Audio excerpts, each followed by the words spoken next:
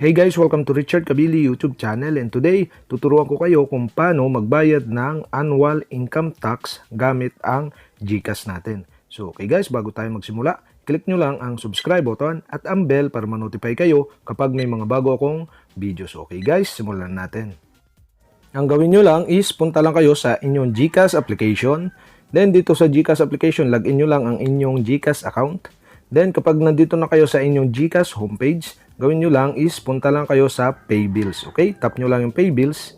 Then dito sa Pay Bills, okay, pumunta lang kayo sa Government. Okay, tap nyo yung Government. So ayun guys, kapag nandito na kayo sa Government, makikita nyo dyan yung BIR. Okay, tap nyo lang yung BIR. So ayun guys, kapag nandito na kayo sa Pay Bills sa BIR, sa form series, ang pipiliin nyo dyan is yung 1700 or yung income tax return. Then sa form number naman, piliin nyo is yung 1701A. Ang tax type naman is dapat IT. Then dito naman sa return period, so for example, so 2022 ngayon, dapat ang nakalagay is 2021. So for example, December 31, 2021. Yun dapat na nakalagay kasi ang ating babayaran is yung nakaraang taon.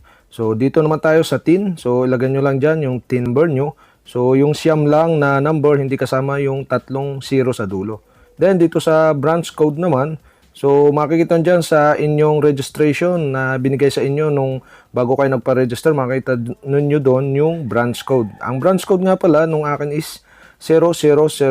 So, ayun, kalimitan naman yun ang branch code na nakalagay. Then, sa amount, so, ilagay nyo lang yung amount ng inyong babayaran tax. So, nakalagay doon sa inyong information sa inyong income tax return. So, okay, for my example, ang babayaran ko is 1,741.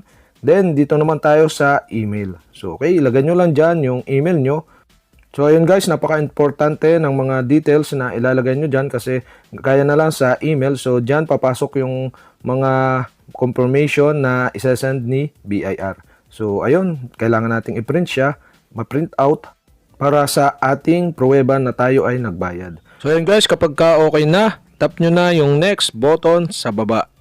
So ayun guys, pagkatapos nyan guys, so ang gawin nyo lang is tap nyo lang yung confirm button sa baba. Yan na yun guys, payment successful. So ayun, may matatanggap tayo na message sa ating email. So make sure lang na yung email nyo is tama para ma-receive nyo yung confirmation message galing sa BIR.